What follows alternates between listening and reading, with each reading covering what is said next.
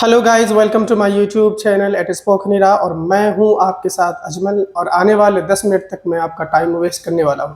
तो आज हम बात करने जा रहे हैं एक मैक्सिमम यूज होने वाले टेंस के बारे में।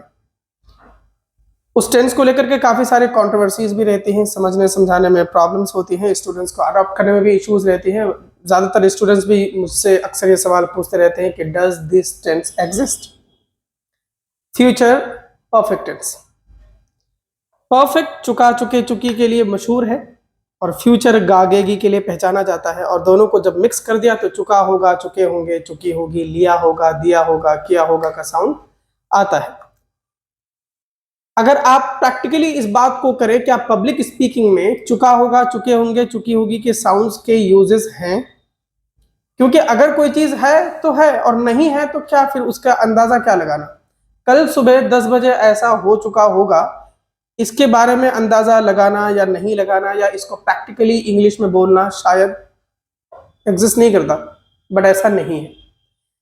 आपके मन में यह सवाल आ रहा होगा कि हम तो 1000 बार ये बातें सुनते हैं, चुका होगा, लिया होगा, दिया होगा, हम सुनते रहते हैं, लोगों को बोलते हुए लोग यूज करते हैं, ये साउंड है, डेफिनेटली है, आई एग्री।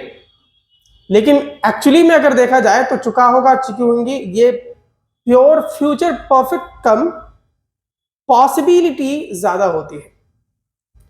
हम फ्यूचर की ही बात में बात करेंगे ऐसा जरूरी नहीं है। आप प्रेजेंट में भी कोई चीज अगर पॉसिबिलिटी के साथ बोलना चाहते हैं तो आप इसी साउंड को निकालेंगे। जैसे कि हम एग्जांपल में एक दो बातें देख लेते हैं। मैंने आपसे कहा कि उन्हें फोन कर दो, आकर खाना खा लेंगे, कि नहीं नहीं अब रहने दीजिए, 3 बज गया है, वो खाना खा चुके होंगे।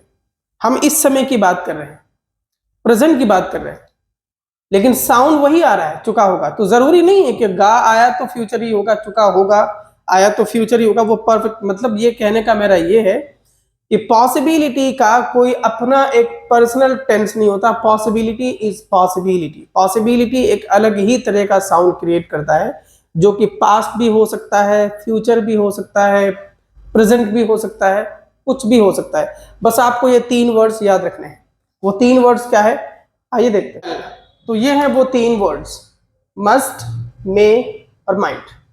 इन पर हम बाद में बात करेंगे। उससे पहले हम फ्यूचर परफेक्ट का स्ट्रक्चर देख लेते हैं, ब्रीफ उस पर बात कर लेते हैं, फिर उसके बाद हम इस पर बात करेंगे। Well, so see the structure. Will you have action third? Yes, I will have action third. I will not have action third. आमतौर पर अगर देखा जाए तो ये स्ट्रक्चर है, बट प्रैक्टिकली जब हम पब्लिक स्पीकिंग में यूज करते हैं तो इनसे ज्यादा इन वर्ड्स को यूज करते हैं, क्योंकि हमें वही बोलना है जिसकी नीड है। विल हैव की नीड, विल हैव के यूजेस कम और may have, might have, must have के यूजेस, मतलब रूल यही रहेगा, बट वर्ड्स ये होंगे। विल हैव से ज्यादा मस्ट हैव, माइट हैव या मे हैव का यूज करते हैं। मस्ट का यूज देखो परसेंटेज के हिसाब से भी एक बार समझ लेते हैं। मस्ट का यूज वहां कीजिए जहां आप किसी चीज के लिए 110% श्योर हो। मे का यूज वहां कीजिए जहां पर आप 50-50 किसी चीज के लिए श्योर हो। और माइट का यूज वहां कीजिए जहां 20% श्योर हो, यानी कि बहुत ही वीक पॉसिबिलिटी हो, जहां पर लगभग शायद का साउंड आता है कि शायद उसने खाना खा लिया होगा। रूल वही है, बस विल को रिप्लेस करके आप इन पॉसिबिलिटी के टाइम वर्ड्स को यूज कीजिए। कुछ एग्जांपल्स देख लेते हैं। वो खाना खा चुकी होगी। अब आपकी पॉसिबिलिटी इसमें कितना है, आपके वर्ड से पता चल जाएंगे कि आप इस पर कितना श्योर हैं कि उसने खाना खाया है या नहीं।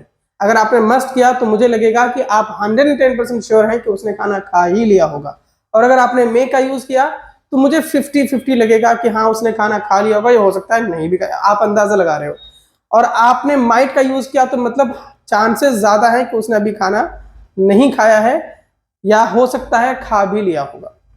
तो यहां पर अवश्य का साउंड आप कंसीडर कीजिए, और मे में आप कैन का साउंड, सकता का साउंड कंसीडर कीजिए, और माइट में शायद का साउंड कंसीडर कीजिए। मैं आपको कुछ सेंटेंसेस में बोल करके बता सकता हूं, आप थोड़ा सा ध्यान से देखेंगे, आई होप कि आपको ये बात समझ में आएगी। अगर आप घर में गए हैं और आपको कांच का गिलास टूटा हुआ मिले तो आप क्या कहेंगे कि एक गिलास किसने तोड़ा? तो अगर किसी ने रिप्लाई देना है तो सामने वाले के वर्ड्स के रिप्लाई से आप अंदाजा लगा सकते हैं। छोटू ने ही ये गिलास तोड़ा होगा, छोटू ने ही अवश्य ये गिलास तोड़ा होगा। छोटू मस्ट हैव ब्रोकन दिस गिलास, या छोटू मे हैव ब्रोकन दिस गिलास, या छोटू माइट हैव ब्रोकन दिस गिलास। हम ये बात पास्ट की कर रहे हैं, लेकिन साउंड चुका होगा, चुके होंगे, चुकी होगी आ रहा है। तो इससे कहीं भी ये क्लियर नहीं है गाइज कि जब भी चुका होगा, चुके होंगे, चुकी होगी का साउंड आए तो जी आप उसको आंख बंद करके फ्यूचर परफेक्ट टेंस समझ लो और उसी में बोलो will have, will have. It's nothing like that. You need to be very careful, you need to be practical on that what exactly the things are to be spoken there. May, might, must बहुत ही important words हैं, बहुत ही ज्यादा use होने वाले हैं। Question पूछने वाला भले ही विल हैव से पूछ ले, मगर जवाब आपको मे, माइट, मस्ट के हिसाब से दीजिए। जितनी पॉसिबिलिटी आपको है उतनी पॉसिबिलिटी के हिसाब से आप टाइम वर्ड चूज कीजिए और आप उसका रूल फॉलो करके आप सेंटेंसेस बना सकते हैं। मेरे भाई ने खाना खा लिया होगा, my brother must have taken food, My brother may have taken food, my brother might have taken food. आपने ताजमहल तो देखा होगा, you must have seen the ताज। और अगर आपकी पॉसिबिलिटी 50-50 है तो you might have seen the ताज।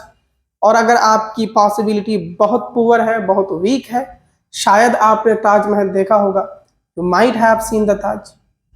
आपने खाना खा लिया होगा, you might have taken food। उसने खाना खा लिया होगा, he might have taken food। उसने अवश्य ही खाना खा लिया होगा, he must have taken food। शायद उसने खाना नहीं खाया होगा, he might not have taken food। उसने अवश्य ही खाना नहीं खाया होगा, he must not have taken food। क्योंकि वो अभी भी आपका इंतजार कर रहा होगा, he must be waiting for you। still he must be waiting for you।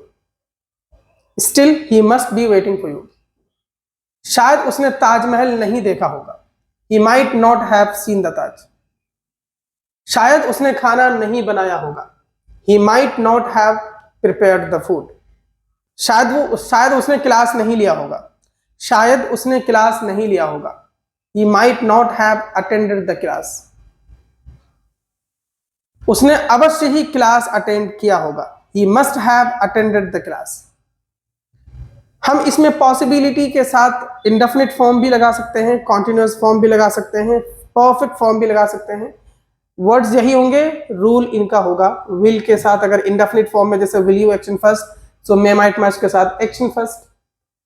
Future continuous tense में रहा होगा, रहे होंगे, रही होगी। Will be action plus ING का बेसिक रूल है, तो might be action plus ING, may be action plus ING, must be action plus ING. आप हमारी पिछली वीडियो देख लीजिए, उसमें आपको सारी बातें एक्सप्लेन की हुई है, आप इजीली समझ जाएंगे। So it was all about future perfect tense. If you still have any kind of question, queries and doubt, please do let us know. We will get in touch with you.